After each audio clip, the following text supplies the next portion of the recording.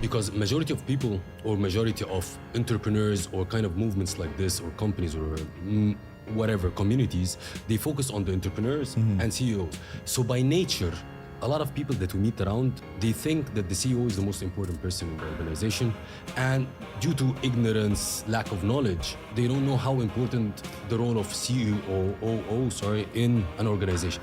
Can you tell us about this? Yeah, and I'm going to show you, not for marketing purposes, but this logo on my book is a yin and yang, right? It's dark and light, it's male and female, it's the two parts that make the whole.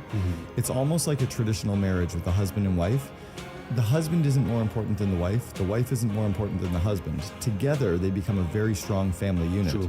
Together, if they have the same vision, together if they have the same core values, together if they have the same plans, together if they have good communication, together if they have good trust, they can build something. That's the same as the COO and their second in command, whether it's a COO or VP Ops. It's all about how do we get the bond really strong between the two. True. Can you share with us a success story from CEO Alliance, from one of the members or clients, or a success story? Oh, sure. That lights you up. One of the big ones is that, and this is common across them all, but I'll talk about a company called College Hunks Hauling Junk. Their COO came in very quiet, almost with an imposter syndrome. He felt like he shouldn't really be in the role. Everyone in the room was smarter than him.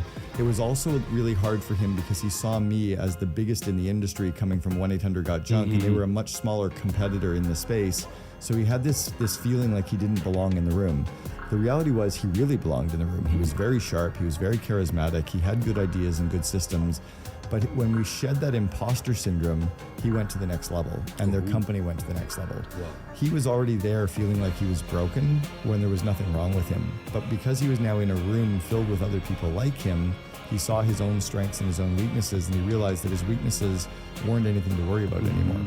The CEO Alliance is like, they meet regularly and off-site, like offline locations. We do both, and we have members from 17 countries. So we actually have a member from the UAE, we have a member from Cairo, from Egypt, we have a member from a bunch of members in Europe.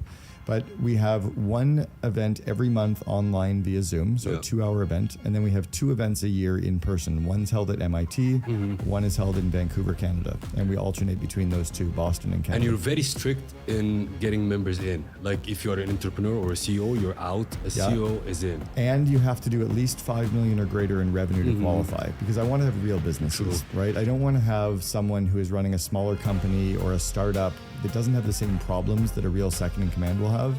They don't have to have the COO title. It could be a vice president of operations, it could be a general manager, maybe it's a president, but it's whoever is the second in command to the CEO. Perfect.